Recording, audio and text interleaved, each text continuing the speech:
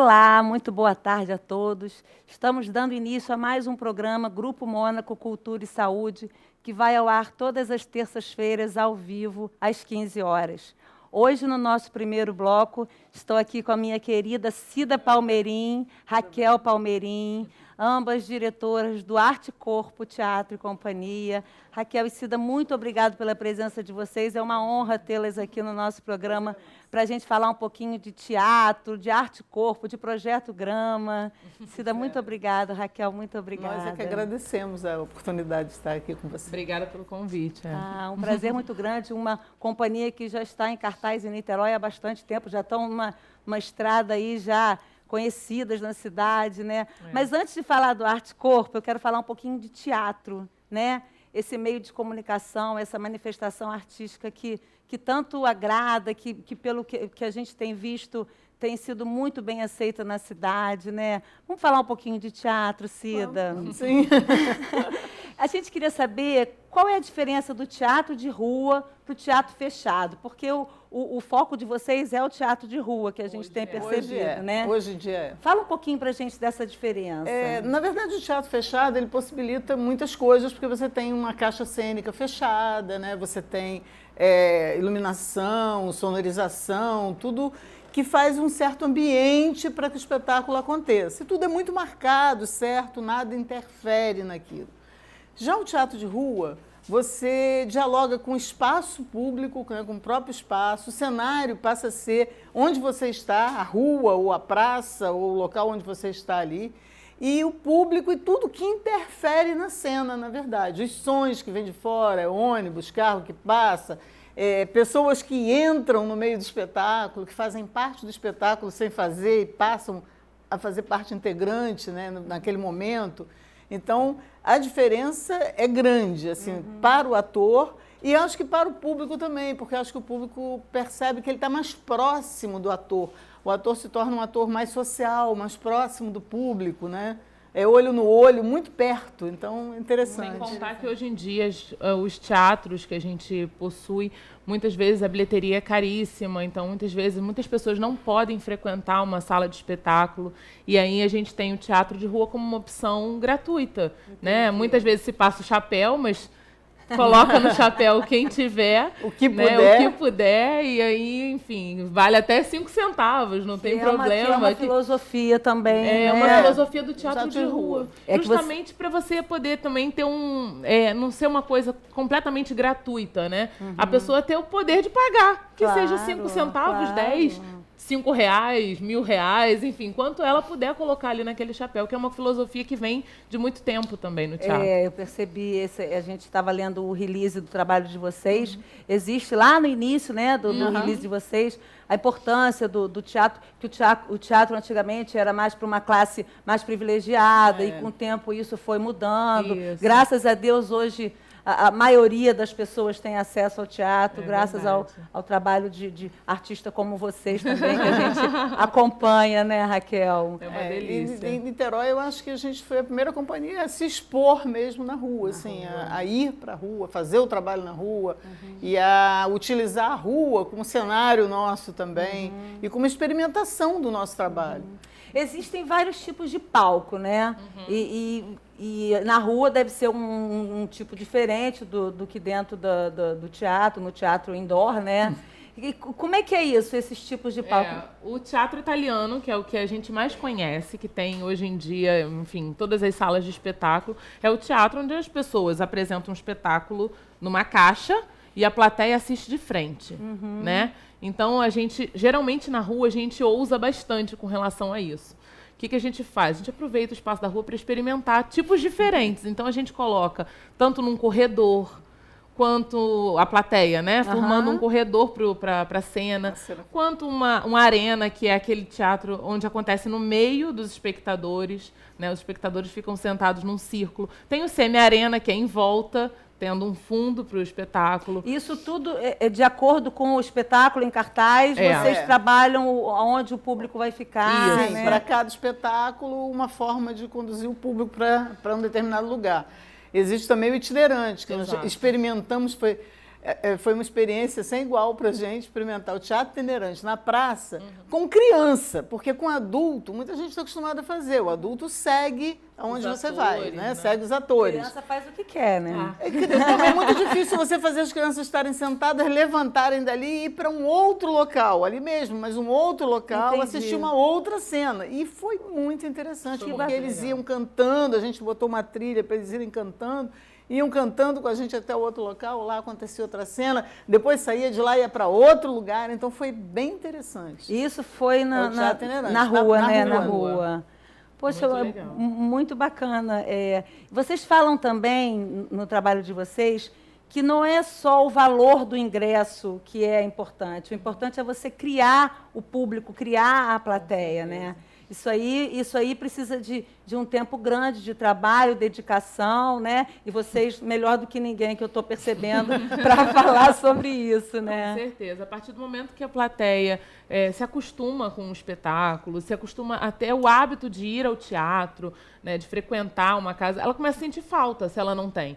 E aí é isso a formação de plateia. O teatro de rua ajuda muito na formação de plateia por esse motivo. Pela facilidade de estar... A pessoa começa... Às vezes a pessoa nunca nem assistiu um espetáculo. Se ela for tomada de assalto para um espetáculo de rua, por exemplo, e de repente ela encontra aquela peça e ela vê e ela acha interessante, ela passa aí a procurar, né, pelo menos uma programação. Isso pode acontecer.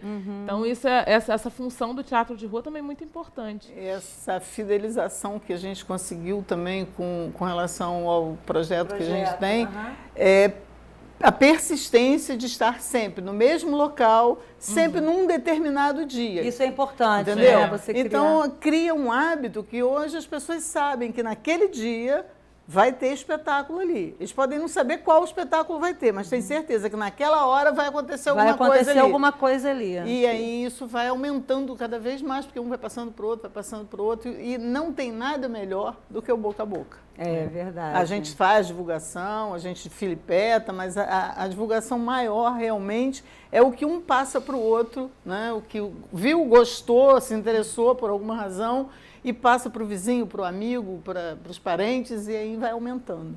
Então, esse trabalho todo que vocês fazem é arte, corpo, teatro, companhia, né? Isso. Vocês são diretoras dessa companhia, sucesso na cidade. Daqui a pouco já estamos indo aí para outros estados, quiçá, né?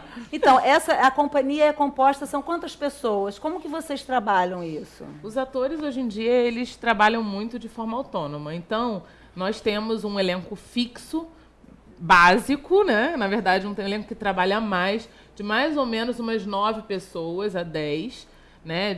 Entre técnicos, enfim, que trabalha mais com a gente. Claro que, com a necessidade, às vezes, você acaba recorrendo a atores até de outras companhias, mas que são seus amigos também, enfim, que trabalham conosco também. E a gente faz essa permuta, né? Quando eles precisam, a gente vai fazendo Vocês essa trabalham troca. com profissionais de artes cênicas, todos professores da área de educação, né? Isso, exatamente. Todos são profissionais. Esse perfil são as pessoas que vocês trabalham, né? E vocês fazem as apresentações em rua, praça, colégio. A gente tem umas imagens do trabalho do Arte Corpo, que a gente vai ver agora para a Raquel falar um pouquinho. Campo de São Bento, aqui em Niterói, também é um espaço que vocês utilizam bastante, também, né? Colégio da rede municipal. Isso vocês são convidadas, as pessoas ligam, marcam e vocês aparecem? Às vezes pelo edital da própria cidade e às vezes por alguma empresa, ou então, enfim, a gente sempre está procurando trabalhar nessa lógica de qualquer espaço, né? E se vocês quiserem, de repente, domingo não, eu sei que isso não acontece mais, mas domingo não tem nada para fazer, vou lá para o Campo São Bento fazer uma ação ali no meio. Isso também acontece? É comum isso? Acontecia mais algum tempo atrás. Hoje em dia, como a gente tem alguns trabalhos já com vertente de pesquisa, o que vai fazer daqui a 6 meses, então já fica mais difícil da gente estar aparecendo de repente. Isso que eu queria Mas perguntar. a gente aparece de vez em quando. Eu também. De vez em quando acontece. Então, se você estiver passeando por ali, ver a Raquel pode caracterizada. Nas assim, barcas pode acontecer. Também tem nas barcas, né? Também. Isso é um projeto futuro que a gente vai falar daqui a pouco, né? Então, Raquel, vocês sempre, o foco de vocês é procurar estar sempre em contato com o público, fazer do teatro uma democracia de verdade. Isso. Conta pra gente, a gente estava conversando antes de começar, né? Conta pra gente um fato interessante que você falou. Então, na verdade, como o teatro de rua proporciona esse contato muito direto com a plateia, e às vezes a gente não tem controle sobre o que está acontecendo, né? A gente está em cena, as pessoas às vezes conversam com você como se você não estivesse, fazem perguntas, te oferecem pipoca. Enfim, isso acontece. Antes de entrar em cena, vem um pipoqueiro, você não quer comer uma pipoquinha? Não, vou entrar. Então, isso tudo acontece. E uma coisa engraçada que aconteceu foi num espetáculo da Rapunzel, foi próprias bodas de Rapunzel, a gente estava apresentando na praça. E aí eu faço a Rapunzel, estava dentro da torre nesse momento, presa, trancada, só que é uma torre vazada por todos os lados, né? Bem teatral. E aí um morador de rua que mora naquela praça, ele chegou do meu lado e falou assim, não fica esperando o príncipe encantado aí dentro, não. E aí é engraçado, porque Rapunzel está dialogando com um morador de rua naquele momento. Eu achei Ninguém isso nunca massa. vai imaginar uma coisa dessa, né, no espetáculo. A gente não teve essa ideia antes de fazer uma improvisação que E aconteceu. qual foi a reação da plateia? Eles tiveram acesso a isso? Alguns não viram. Ah. Alguns estavam prestando atenção do outro lado da cena. Certo. Mas quem estava próximo à torre, obviamente, viu. E a gente conversou rapidinho. Lógico, eu não podia ficar dando muito diálogo para ele, porque Certo. o negócio tem que continuar o espetáculo, né? Você não pode ignorar, mas também mas não pode exatamente, alimentar. Né? Exatamente. Não posso ignorar, senão muda o foco da peça. A Arte Corpo trabalha só para criança ou vocês têm um leque grande de procura? Como é que é o trabalho? Nós trabalhamos também para adultos, temos espetáculos adultos, temos esquetes artísticos adultos que participaram de diversos festivais e temos também o trabalho empresarial, que é um trabalho feito para empresas, né? Que é um trabalho ligado à área de saúde e à área de segurança. A gente tem de motivação, entendeu? É sim, motivação, saúde e segurança. Então, nós temos muitos trabalhos voltados para isso. Trabalhamos em muitas empresas, com o teatro voltado como se fosse, na verdade, uma palestra, mas ao invés da palestra, eles contratam o teatro, porque tem uma forma mais próxima de chegar até os colaboradores. Uma motivação maior, uma motivação né? maior. Imagino, que interessante. E é bem interessante. Muito. E como que as pessoas podem fazer para conhecer melhor esse trabalho de vocês? Tem um site? Nós temos um site. A gente pode divulgar? É o www.artecorpoteatro.com.br. A gente divulga as pessoas, crianças e adultos que quiserem participar, quiserem entrar em contato podem com vocês, entrar em contato. A gente trabalha com curso, né, de teatro também. Então, a gente trabalha com curso de teatro tanto para criança quanto para adulto.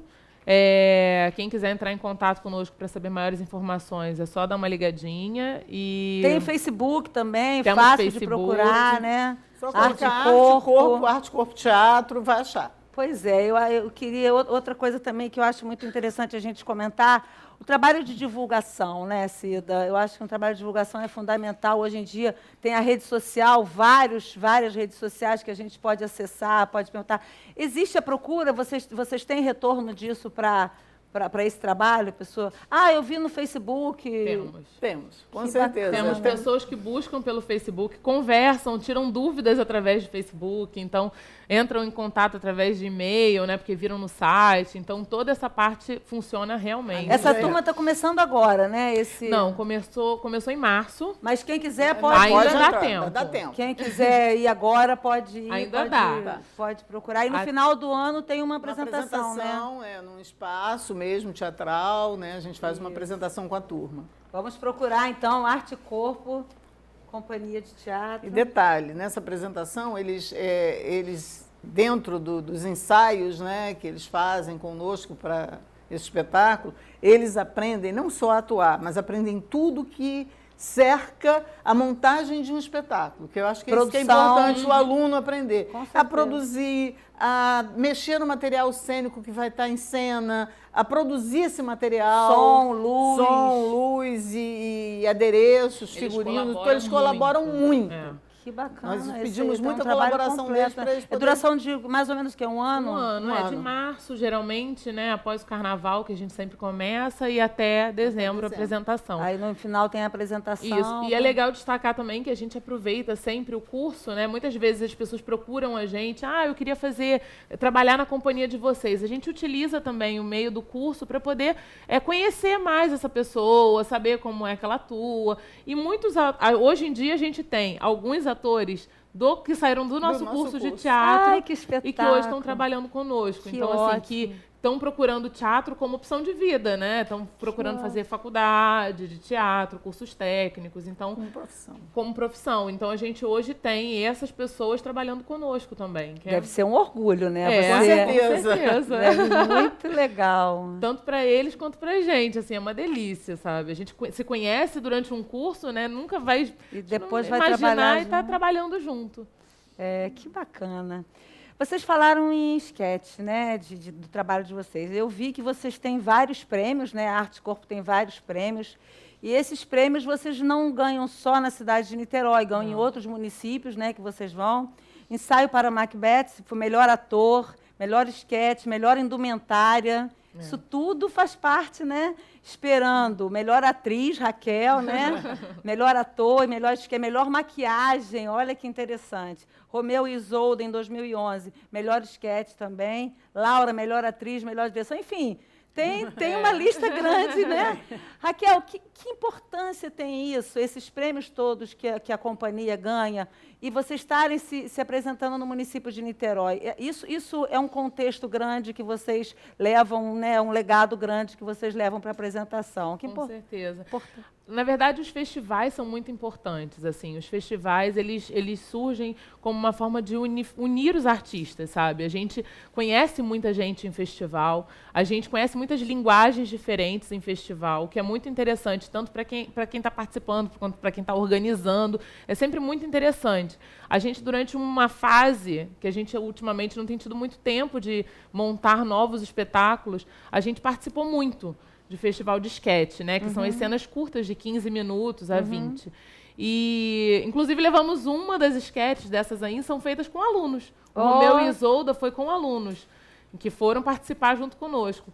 Mas aí as outras companhias também são alunos? Não, era tudo profissional. E eles passaram na seleção e participaram e ganharam como melhor espetáculo do público, júri popular. Que bacana. E é interessante por isso, assim, porque une essas linguagens diferentes. E a gente, como sendo de Niterói, a gente sempre teve muito apoio nessa época para ir para esses festivais, porque são festivais de outras cidades, né? Muitas vezes a gente não tem a verba para o transporte, para estadia, alimentação. É porque vocês levam o cenário, levam o figurino, levam tudo, né? É tudo por conta do grupo. Então, muitas vezes o festival não dá essa ajuda de custo. E aí a cidade, nessa época, nos acolheu muito bem. Assim, a gente teve transporte, a gente teve estadia. Isso foi um apoio da Secretaria Municipal de Cultura? Foi, exatamente. Foi edital ou foi parceria mesmo? Foi parceria, porque, na verdade, nem tinha edital na época que a gente participou. Não tinha edital aqui em Niterói ainda, né? E o importante é que esses festivais, né, nós participamos aqui, nos festivais daqui, né? Mas também participamos em outras cidades. Então, levar o nome da cidade também para outros lugares. Né? É um grupo da cidade de Niterói que se apresenta e ganhou alguns festivais fora daqui. Então, é o nome de Niterói. O grupo é de onde? Arte Corpo é de Niterói, pertence à cidade de Niterói. Somos niteroenses. Né? A maior parte do grupo é de Niterói ou é morador em Niterói. Então, assim, isso é importante para a gente também. Nós ficamos orgulhosos disso. Eu imagino. Eu, como niteroiense, também tenho muito orgulho quando a gente sai e leva o nome da cidade num projeto tão bacana, né? Agora, o Projeto Grama. Todo último sábado, em Santa Rosa. O próximo será dia 27. Aqui a Raquel, ó. O próximo será a Última Gota d'Água. A Última Gota d'Água. Praça Raul de Oliveira Rodrigues, mais conhecida como Praça do Largo do Marrom. Do Largo do Marrom. É a pracinha que fica bem no Largo do Marrom mesmo, ali perto. 11 horas, né? 11 horas da manhã. no horário correto, porque a gente criou o hábito também das peças serem sempre às 11 horas, ela não atrasa. 11 horas a gente começa aquilo que a gente estava falando, da importância de você manter o local, o horário, para as pessoas já saberem que vai acontecer alguma coisa ali. Isso que acontece. Todo último sábado de cada mês, a pessoa já sabe. Último sábado, tem peça e é 11 horas. Aí as pessoas já se encaminham para lá. O Projeto Grama já tem 3 anos. Fez agora em março. Como que ele começou? Na verdade, começou pela falta de espaço, né, Raquel? Você pode contar. A gente tinha muita dificuldade de conseguir pauta na nossa cidade. Né? Infelizmente, ainda era uma coisa muito complicada. Ainda é, hoje em dia, até pelo volume de companhias.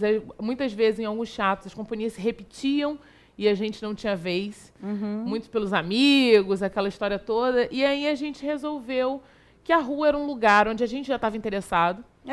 A gente eu quando fiz faculdade de produção cultural, a minha monografia foi sobre teatro de rua em Niterói. Então já era uma pesquisa que já vinha sendo com uma sementinha dentro do grupo. Já estava com mais intenções. E aí a gente resolveu, por que não, então, ocupar um espaço onde a gente vê que os artistas da cidade, a princípio, não estão interessados, assim, né? Um lugar onde a gente acha que a gente vai ter uma resposta do público muito grande. E a gente percebeu que a gente também não tinha tanto contato com a população próxima da nossa sede.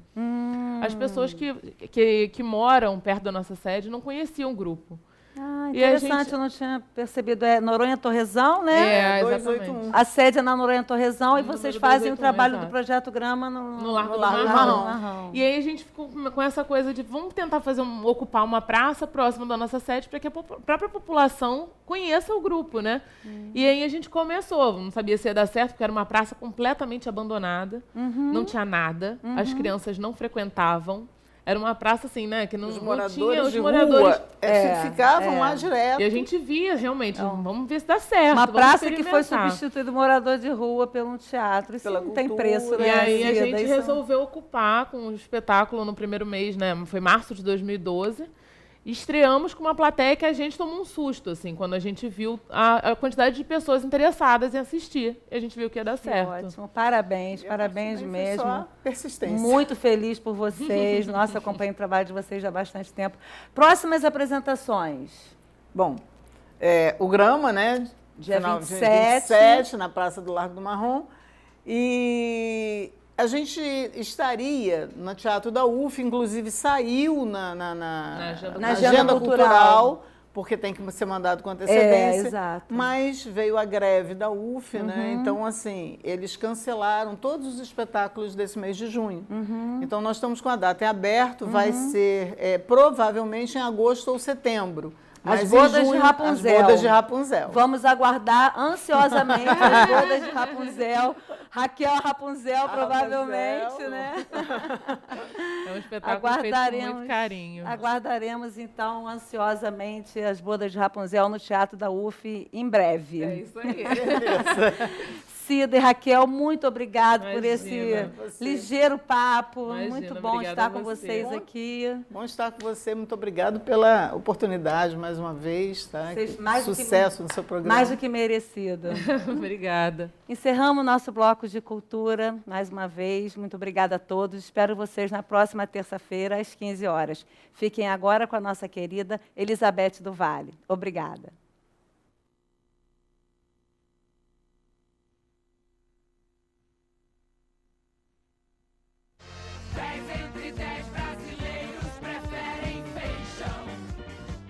Diariamente são servidos em torno de 7.000 refeições no bandejão da UF.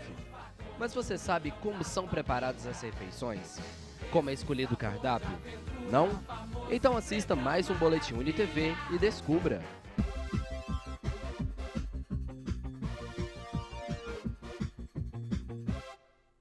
A nutricionista Caroline Leal nos contou como são elaborados os cardápios e quais são os cuidados que se devem ter com o preparo dos alimentos. Quando é elaborado o cardápio, a gente tenta sempre observar a questão da cor, né, e da variedade, entendeu? Nós chegamos aqui pela manhã, né, para fazer o pré-preparo, lavar com cloro, tudo muito bem lavadinho, né? Depois vem para cá para a bancada, para que nós possamos cortar tudo direitinho, de acordo com o corte que eles pedem, né?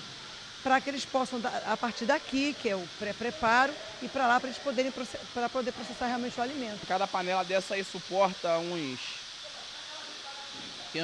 quase 300 quilos de carne, dependendo. Quando é guarnição, dá uns 200, também 300 por quilo. Quando é carne, é sempre tonelada. Quando já é a parte de guarnição, dependendo do que for, tipo for farofa, normalmente a gente faz 300 e poucos quilos de farofa. Já quando é tipo algum legume que a gente tem que cozinhar, já é 600 e pouco, 800 quilos. Só nos refeitórios do Graguatá são consumidos aproximadamente 2.000 litros de suco por dia, entre almoço e jantar. Quem conta isso pra gente e como o suco é preparado é o senhor Antônio Bigode. O suco é feito, usado esse concentrado, entendeu? E as refresqueiras, na média, são 150 a 180 litros. Então, 4 bombonas, porque uma bombona dessa de 5 litros, ela prepara 50 litros. E as estagiárias falaram qual é o trabalho delas no bandejão. A gente faz a liberação para os refeitórios externos, prepara as etiquetas, né, dos refeitórios com valor calórico, o tipo de preparação, além de auxiliar os nutricionistas no que precisar. Estou aprendendo bastante, eu acho que é uma bagagem muito boa para a vida profissional, até porque são muitas refeições. Geralmente os lugares trabalham com 300, 100 refeições, a gente trabalha com 5.000 refeições, 7.000 refeições. Então é uma experiência muito maior. Dentro das regras de segurança de alimentos, a gente tem que priorizar que essa comida tenha que ir num limite de temperatura, tá? Porque se você não está dentro desses limites de temperatura, dá abertura para que haja desenvolvimento de micro-organismo. Então, o controle de temperatura é um dos principais pontos que a gente tem que priorizar, entendeu? Então, o alimento quente tem que estar sendo armazenado no quente, o frio tem que estar sendo armazenado no frio. E cada tipo de alimento tem a sua peculiaridade, cada tipo de produção tem a sua peculiaridade.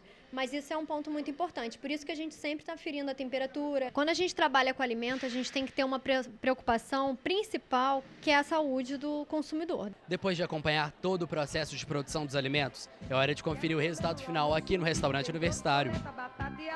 Eu quero carne assada, banana amassada com leite e sucrilha depois. Quero ensopado de frango, sorvete, morango, suspiro, pudim e manjar. Eu vou ficar numa boa comendo leitoa com broa depois do jantar. Eu vou ficar numa arroz, feijão, guarnição, salada, carne. Dá licença que agora eu vou aproveitar. 1, 2, 3, comer, comer.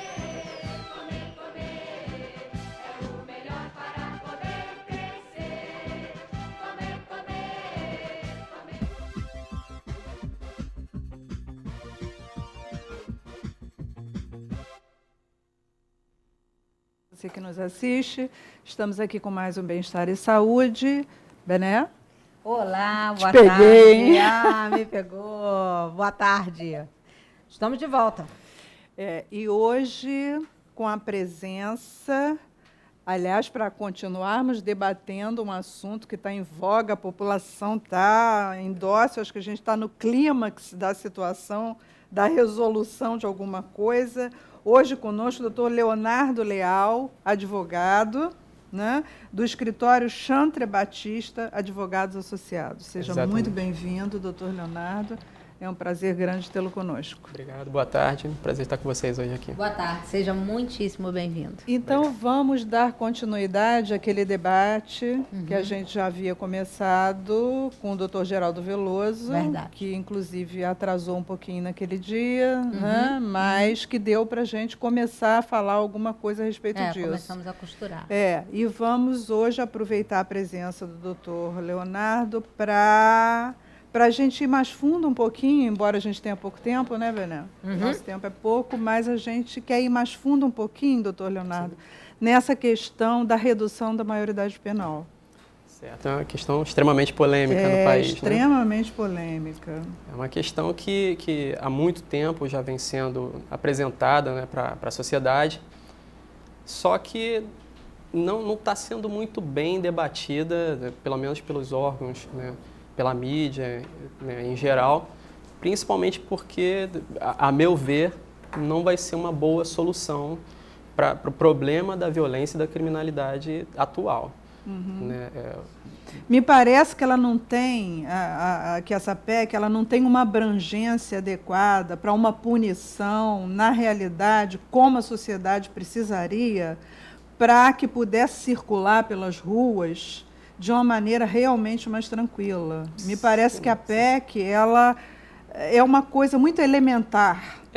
O que busca a PEC, né? Nós temos hoje, o Brasil, como é uma nação soberana, ele define qual a sua maioridade para a aplicação de uma pena, de uma sanção.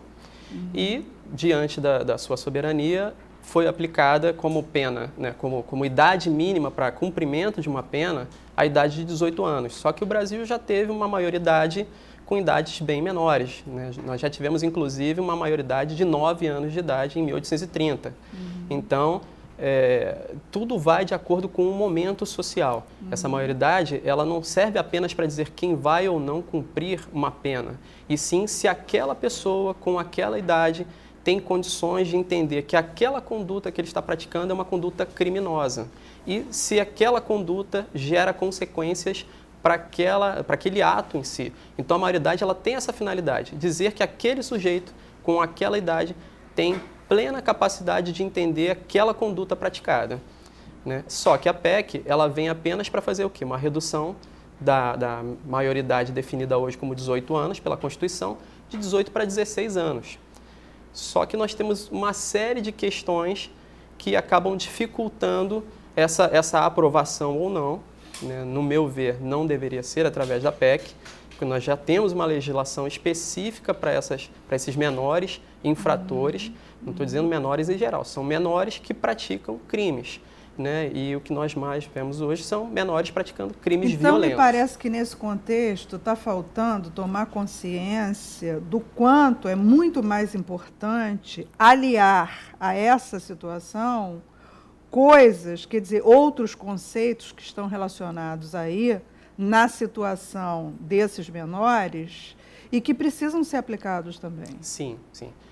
Nós temos o Estatuto da Criança e do Adolescente, que é uma lei que é de 1990, e essa PEC ela foi desenvolvida em 93, ou seja, 3 anos após a entrada em vigor do Estatuto da Criança e do Adolescente, já se verificou lá atrás a necessidade de uma mudança do Estatuto, né? Só que eu acredito que a mudança não seria para reduzir a idade, e sim para que as penalidades aplicadas àqueles sujeitos de 16 a 18 anos de idade fossem medidas mais severas, né? O que nós temos hoje, que eu acredito que a sociedade mais sente falta, é realmente de uma punição efetiva a esses menores que praticam crimes violentos. E isso não está relacionado a essa PEC? Não está relacionado à PEC. Nós já temos uma legislação específica. Quer dizer, específica a PEC, então, está relacionado na PEC apenas a redução da maioridade penal. A função da PEC mas seria não outras restrições que são necessárias também de estarem acopladas a essa PEC, no sentido de realmente uma forma de reduzir os índices de criminalidade. Esses índices de criminalidade. Sim. Nós temos um histórico legal de várias leis muito importantes para a sociedade, leis penais, né? As leis penais no Brasil já foram alteradas mais de 100 vezes e nem por isso nós vemos índices de criminalidade diminuindo. Muito pelo contrário, nós só vemos a criminalidade aumentar e a violência daqueles crimes também, né, passarem a ser uma coisa quase que absurda. E você poderia falar para a gente, quer dizer, o que poderia ser acoplado aí nesse momento a essa PEC? Como eu falei. Que a população precisa ter mais consciência até para reivindicar, né? Exatamente. Não é a PEC em si que vai diminuir a criminalidade. Nós temos, por exemplo, a Lei Seca, que serve para que os motoristas não dirijam bêbados, né? Ou seja, não pratiquem esse tipo de infração. Só que nem por isso os motoristas pararam de beber e continuam dirigindo. E até burlam o lugar em que o espaço exatamente. físico Existem em que a várias lei seca maneiras, tá acontecendo, existem né? várias maneiras de burlar a lei. Nós temos a Lei Maria da Penha também, que existe, mas nem por isso nós vemos os índices de maridos que deixaram de agredir as esposas. Sim. Então, não adianta simplesmente você reduzir a maioridade. A gente tem que ver o que é necessário para que essa criminalidade não aconteça ou diminua. A lei ela tem uma finalidade, fazer com que a pessoa reflita se é interessante ou não praticar aquele crime, né? Só que hoje o que nós vemos são menores que sabem que a pena deles, né, o cumprimento da medida socioeducativa é muito pequeno, o período de internação seria muito pequeno e por isso praticam o crime. Preferem até o crime a tentar outras coisas, tentar estudar, por exemplo. Escrever uma lei e levar essa lei para o Congresso, para a Câmara, Senado, etc., eu acho que tudo isso parece muito simples. Aprovar uma lei é muito simples.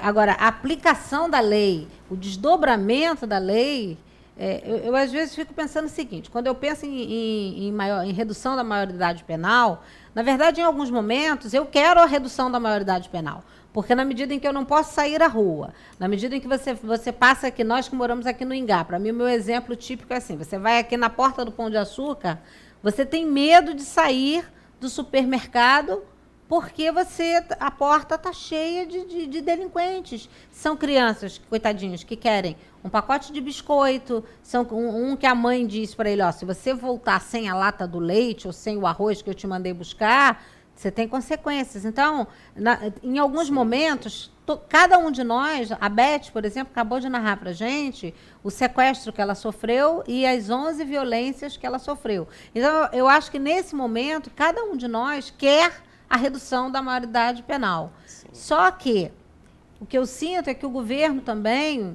e os governantes, eles deixam muito a desejar quando eu sinto alguém me dizer que eu não posso dar uma palmada no meu filho, eu não posso educar o meu filho, porque se eu der uma palmada no meu filho, eu vou ser punida por isso. Então, eu acho que tem, é o que a Beth falou, os desdobramentos disso. Eu acho que na medida em que o governo interfere na criação que eu dou para o meu filho, ele interfere no futuro desse menino e nas escolhas que esse menino vai fazer. O governo não me permite educar o meu filho da forma que eu considero apropriada. Eu acredito até que o que a sociedade quer, na verdade, não é a redução da maioridade penal. Ela quer uma resposta a esses menores infratores. Com certeza. Independente se isso vai acontecer através de mudança na Constituição, mudança no Estatuto da Criança e do Adolescente ou até a criação de uma nova lei. Com certeza. Que a sociedade quer uma resposta a esses menores que praticam atos extremamente violentos. A sociedade quer uma mudança para valer. Exatamente. Ela não quer uma maquiagem. Exatamente. O problema de reduzirmos a maioridade penal hoje, assim, a principal seria o quê? Esses menores, eles passariam a responder por delitos como se maiores fossem, ou seja, iriam responder uma ação criminal, numa vara criminal, sendo condenados, eles seriam encaminhados para instituições prisionais que não ressocializam ninguém, né? Infelizmente, nós temos aí, todo mundo usa esse termo, nós temos universidades do crime, e é uma realidade, né? Os institutos prisionais hoje no Brasil, eles, na verdade, estão repletos de criminosos que são de facções criminosas extremamente violentas, extremamente bem organizados, e esses menores seriam facilmente trazidos para o lado deles. E, em algum momento, esses menores terão que sair. Aí, nós tivemos agora, recentemente, um caso de 5 meninas que foram extremamente violentadas, agredidas, né, jogaram de um penhasco de mais de 10 metros de altura e ainda não satisfeitos porque viram que elas não haviam morrido, desceram para poder tentar terminar o serviço. O mais novo deles tem 15 anos de idade. Nós teremos uma redução para 16 anos de idade. Esse de 15 anos, que fez essa barbaridade, não estaria abrangido. Então, não surte efeito. Agora, se fosse feita uma modificação no Estatuto da Criança e do Adolescente, com uma aplicação de uma pena restritiva para eles um pouco maior, ou seja, essa medida socioeducativa fosse aumentada, esse período de permanência fosse aumentado, ele ficaria um tempo maior. Então, esse de 15 anos seria abrangido, porque o Estatuto da Criança e do Adolescente pega a partir de 12 anos de idade, né? Principalmente para crimes violentos, ele ficaria muito mais tempo. Então, vamos imaginar essa situação. Feita também uma análise de que tipo de crime foi cometido. Sim, para ver uma punição. Prevê isso também. Ou seja, a sociedade hoje, ela pensa o quê? Esses menores não são punidos. Existe uma lei específica para esses menores de 12 a 17 anos de idade. Eles são, sim, punidos. O problema é como é feito o cumprimento dessa medida socioeducativa. Qual o período em que eles ficam lá? O que eles fazem lá dentro? Nós temos boas instituições, sim. A instituição Casa de São Paulo é muito boa. Esporte, educação, cultura, eles são realmente, tenta-se pelo menos ressocializar. E lá o índice de reincidência nesses delitos é um índice muito pequeno, de cerca de 12%, 13%. Não ultrapassa 15% o índice de reincidência desses menores que cumprem a medida socioeducativa e saem. Entendi. O problema é, vamos pegar esses menores e colocar, por exemplo, num presídio comum, em que o índice de reincidência é de mais de 60%. Será que eles teriam essa ressocialização ou será que não sairiam piores?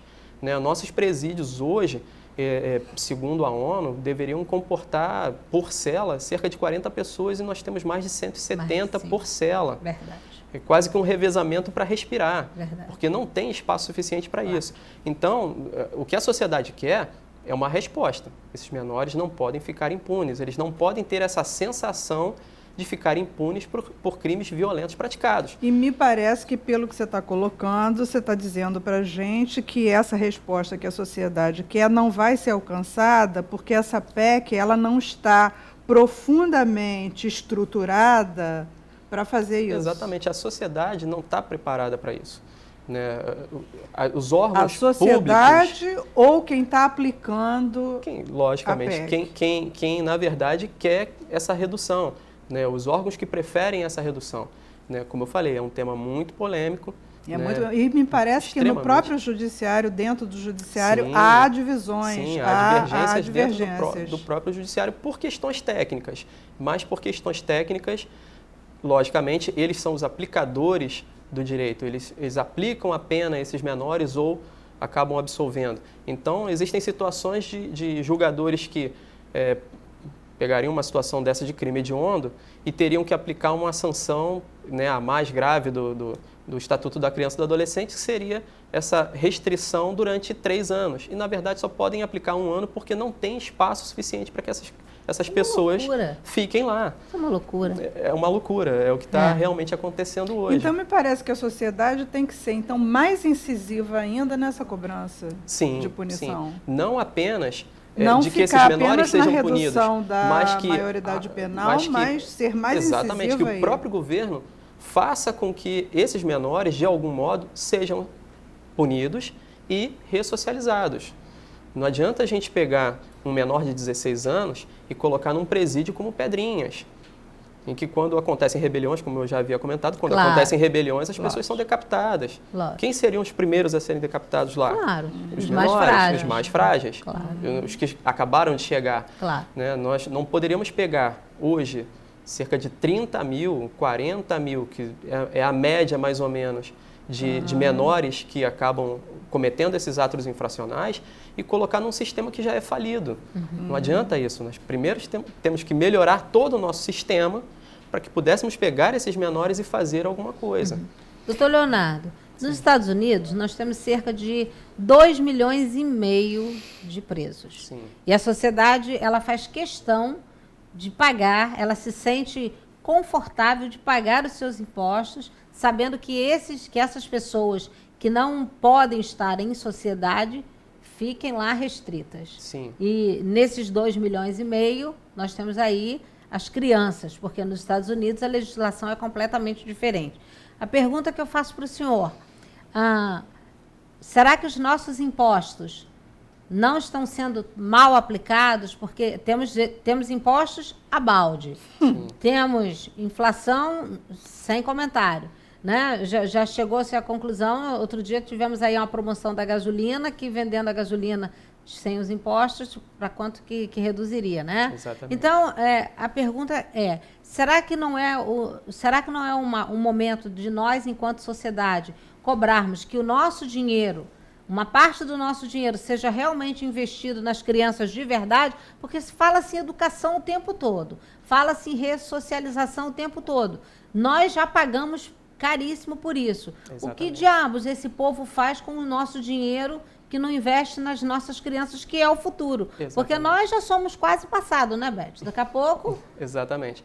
Se eu não estou enganado, os Estados Unidos está em segundo lugar no mundo em quantidade de presos. Em primeiro lugar, China, acho que 2 milhões e meio. Assim, até pelo... Em média, por enquanto. Até pelo número populacional, terceiro lugar, né? se eu não estou enganado, Rússia. E quarto lugar estamos nós. Sim. Estamos chegando lá, né? Cerca de 500, mais de meio Pois milhão mas não de será pessoas. que é assim porque realmente pune? Pois é, Beth, mas E aí entra na estatística. Por quê? Porque pune. Mas a questão, Beth, é que lá é permitido que o pai, lá os pais são responsáveis pelos seus filhos. Pelo que eu acompanho do Estatuto da legislação nos Estados Unidos, quando uma criança é presa, papai e mamãe são chamados. Respondem por isso. Essa criança é avaliada para saber se entende realmente o que foi, o ato que ele praticou, aquele ato criminoso foi praticado. Gostaria muito que fosse como nos Estados Unidos. Como é que a OAB vê essa intervenção lá do governo nas nossas casas? Vocês discutem isso? Olha, discutimos entre advogados. Né? Sim. Eu não faço parte da instituição OAB. Sim, senhor. Eu sou um advogado militante. Claro, mas acompanha a legislação. Sim. Eu não sei, sinceramente, o que o Brasil faz com os impostos que nós pagamos. Gostaria muito que fosse realmente investido como falam. A mesa também quer saber, olha lá. Gostaria muito que fosse investido como falam. Nós também não sabemos. Mas, sim. A gente tem uma média de mais de R$1.000, R$1.800 por preso, que seria o equivalente ao que um preso gastaria por dia. Se nós fôssemos em um presídio agora, a gente ia perguntar exatamente onde estão os nossos impostos. Porque eu acredito que aquele valor não vá para lá. Sim, senhor. O país tem muita corrupção, a gente sabe disso, estão numa tentativa muito grande em combater. Né? Eu acredito que a gente vai chegar, né? A sociedade vai evoluir, a gente vai conseguir sim. Eu sou otimista. Eu sou um otimista. Ele é otimista, hein, Benê? Só o senhor, hein, doutor Leonardo? Em algum momento no futuro, eu espero que para minha filha, para os meus netos, a gente tenha realmente alguma resposta. Mas, por enquanto, eu não sei exatamente o que fazem com nossos impostos. Como eu falei, existem algumas instituições para menores que são instituições que são modelo e outras que são verdadeiros presídios para pessoas, né, entre 16 e 18 anos de idade. Né, são realmente institutos prisionais. Como eu falei, existe hoje, no momento, uma greve do DEGASE, né, que são os responsáveis pela segurança desses menores. Eles pedem uma equiparação salarial ao salário dos agentes penitenciários, porque eles se acham nessa mesma situação. Eu sou um agente penitenciário de menores, porque essa é a visão que eles têm da própria instituição onde eles trabalham. Então, sinceramente, eu acho que, além de haver uma pena mais efetiva, uma pena mais rigorosa para esses menores que cometem esses delitos, deve haver também uma reformulação desses órgãos que recebem esses menores. Não adianta a gente pegar hoje um menor de 16, 17 anos e colocar numa cela com outros 160 maiores. Sim, teria que haver realmente uma série de medidas socioeducativas muito bem proferidas, quer dizer, muito bem estruturadas. Sim. Eu acho que a finalidade seria essa. Né? Coisa que não públicas, até porque a gente não tem técnicos no país, eu acho. Quer dizer, eu acho que o governo não se interessa, de uma maneira geral, por colocar tecnicamente pessoal competente para fazer isso. Sim, seria extremamente importante. A gente vê isso, pelo exemplo, na área da saúde, gente. Sim. Cadê a mão de obra qualificada? Hoje nós temos problema até mesmo na própria faxina do hospital. Tudo é terceirizado. Exatamente. Essa terceirização acabou com os nossos serviços de saúde. Esse caso que aconteceu em Teresina, agora recentemente, é um exemplo muito bom para a gente observar como está acontecendo hoje, o que está acontecendo hoje. Um dos menores que praticaram essa atrocidade com essas 4 meninas, que uma delas morreu, um dos menores tem 15 anos de idade. Ele começou na criminalidade aos 10. Né, tem um histórico de mais de 100 atos infracionais. Em uma das vezes em que ele foi preso, né, foi recolhido, foi apreendido, que esse é o termo correto, ele foi apreendido e ia cumprir uma medida socioeducativa, o promotor de justiça da cidade, ele buscou tentar evitar o cumprimento dessa medida socioeducativa, ou seja, não vamos recolhê-lo, não vamos deixá-lo internado, vamos matriculá-lo num colégio. O menor disse ao promotor, eu prefiro ser bandido. um menor de 15 anos de idade. Gente, que loucura. Esses são Mas os o que menores eu vi- que cometem esses tipos de delito hoje. Não tem nada a perder, né? O que é Claro. extremamente perigoso para a Perigoso. sociedade. Exatamente. E o que fazer com esses menores? Exatamente. Acho que a principal questão é, esses menores entendem o que eles estão fazendo, a gravidade do ato que estão praticando? Segundo, existe a possibilidade de recuperar esses menores? Terceiro, o que fazer? A O que gravidade eu vi- do ato que eles estão praticando, eles entendem sim. Isso eu não tenho a menor dúvida. Eu que estou na área do comportamento, que faço psicologia clínica, eu não tenho a menor dúvida que eles sabem sim. Agora, a questão aí que a gente está colocando é como lidar com isso. Exatamente. Será que seria colocando num ambiente ainda pior? Né? Quer dizer, Pois como tentar recuperar esse O indivíduo. que eu vi em Teresina, acho que talvez reflita isso que o doutor Leonardo está dizendo. Porque não faltou sequer um morador no enterro da jovem que morreu. Toda a cidade em massa, além de estarem todos consternados, todos arrasados. Assim, o silêncio era absoluto e a cara das pessoas, o rosto das pessoas falava por si só, reivindicava por si só. Exatamente. Então, eu acho que isso que aconteceu em Teresina, de todo mundo ir para a rua e em peso, Sim. eu acho que isso... Manifestar Exatamente. que não concordam com aquele Que comportamento. não concordam com aquele comportamento. Eram pessoas conhecidas da Sim, cidade, sim. né? E ainda assim tentaram por muitas vezes fazer alguma coisa, mas nada foi A resolvido. população já não aguenta mais tanto Não aguenta mais. sofrimento. Não né? aguenta mais. Aquele filme Prenda-me se for capaz, ele me ensinou muito.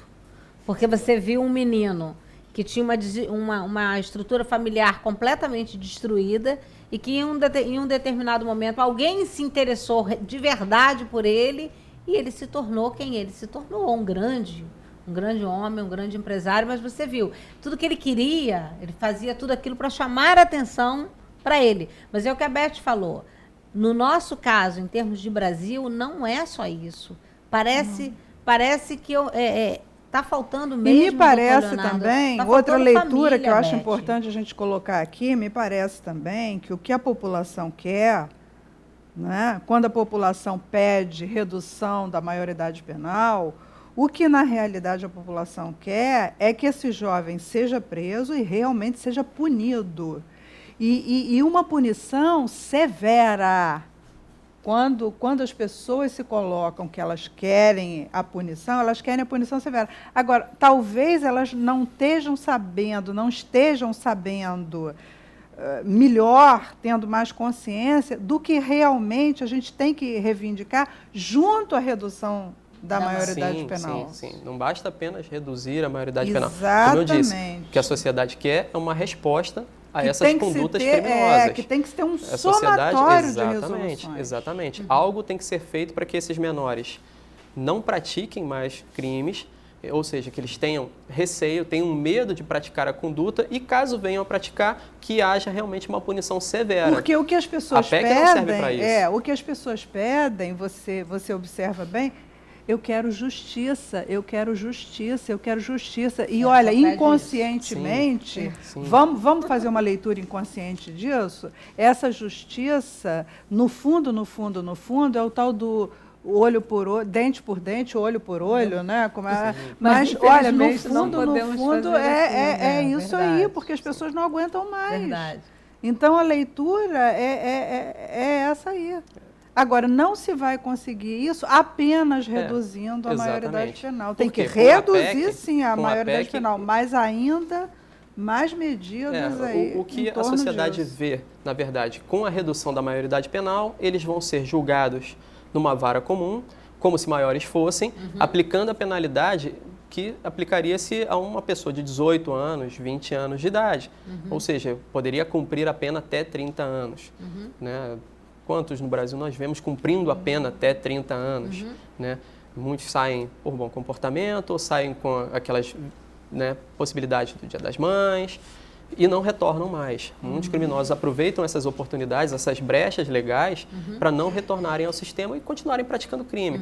O que eu vejo que a sociedade quer é isso, uma punição né? Eu posso não estar acho errado. que é isso Uma que a sociedade punição a queira. esses Não menores. é isso. A sociedade quer a punição mesmo. Só que ela não está informada o suficiente para como ela vai fazer essa cobrança. Exatamente. Exatamente. Eu creio exatamente nisso. Né? Que a sociedade não sabe exatamente o que pode fazer. A reivindicação, a demanda da maioria da população, a população quer punição, sim, mas quer punição para valer. Para valer. Para valer. E, na verdade, eu gostaria do fundo do coração, doutor Leonardo, de convocar os pais para essa reflexão. Porque eu acho que o que está faltando é família, está faltando estrutura familiar, está faltando um pai que realmente puna o seu filho. Punir, quando eu digo punir, já que a justiça diz que você não pode dar uma chinelada, você pode punir de muitas formas. Hoje você pune cortando o videogame, hoje você pune cortando a mesada, hoje você pune com as medidas restritivas, você também pode fazer no âmbito familiar. Você impõe limites. E o jovem, o que a gente percebe é que o jovem, ele gosta desse limite. Eu, particularmente, que criei meus filhos, Beth com os dela, o jovem gosta de limite. E precisa. Se nossos pais não nos tivessem dado limite, hein, Beth? Onde estaríamos? Não, com certeza. Isso é imprescindível, Exatamente, eu vejo né? isso também. Sim, a coisa tem que começar em casa, né? E realmente você vê, né, a grande maioria desses menores que cumprem essas medidas socioeducativas são de famílias realmente que passaram por algum problema social ou algum problema psicológico. Famílias de baixa renda, sim, é uma grande realidade. Até uma das brigas, né, uma das grandes discussões sobre as pessoas, né, que levam as pessoas a dizer que são contra a maioridade penal é que nós teríamos só infratores pobres em cumprimento. Não, O colega lei, acabou de dizer ali, se tiver dinheiro não a vai lei tem que preso. servir para todo mundo. A lei tem que servir para todo mundo. Tem que Então, servir para todos, claro. tem Mas que não é o regular que a pra gente todo vê, mundo. né? Não Sim, é o que em a grande gente observa maioria. no nosso Mas, país, como eu outra disse coisa. antes, a lei ela regulamenta uma situação abstrata. Vamos imaginar a situação de um menor de classe média que, por acaso, pega a arma de um pai, né, que uma arma legal, regulamentada, uma pessoa que realmente poderia ter esse porte de arma, ele pega essa arma e leva para o colégio para brincar com os amigos de 15 e 16 anos. E, por algum motivo, ele atira e mata um colega. Ele não poderia ser penalizado? Não. A lei tem que servir para todo mundo. Só que, volto a dizer, a gente tem que ter uma boa instituição que consiga recolher, né, além de uma pena que seja severa, o judiciário tem que aplicar essa pena severamente, o órgão tem que recolher e fazer com que ele cumpra aquela pena durante todo o período em que ela foi aplicada. Se for uma medida socioeducativa, que ele cumpra essa medida socioeducativa e ao final ele seja avaliado, antes de sair, antes de ser colocado novamente na sociedade, porque ele vai sair maior. E se ele sair maior, mas com uma instrução criminosa, para a sociedade vai ser terrível. Então não adianta a gente simplesmente reduzir a maioridade penal, colocar esses menores de 16 a 18 anos em instituições prisionais e não fazer mais nada, deixar lá. Quando o contexto empurrar o problema para baixo do tapete. De outras... Existem outras medidas. De outras medidas. Exatamente. Né? Precisa realmente ter um estofo capaz de punir verdadeiramente, Sim. não ficar brincando de prender. Verdade. Exatamente. Vou dar uma Alguém. resposta para a sociedade, consigo, vamos dizer assim, a parcela da sociedade que possa me apoiar futuramente, um politicamente cala-boca, falando. né? Vamos dar um cala-boca no pessoal, na Exatamente. população e fica tudo resolvido. Né? Exatamente. E fala nisso, olha, estão dando um cala-boca na gente porque o nosso tempo acabou. Acabou. Pois é. Infelizmente. Infelizmente, doutor Leonardo, muito obrigada pela sua presença. Eu que agradeço. Tá? Mais uma vez. Bené. Muito obrigada por ter vindo. Doutor Leonardo, ele é leonardoleal@chantrebatista.com.br. Depois Vamos eu repetir, coloco Bené? no Facebook. leonardoleal@chantrebatista.com.br. Muito obrigado, doutor Leonardo. Gente, para vocês que estiveram conosco, Bye, bye. Até terça. beijos. Até terça.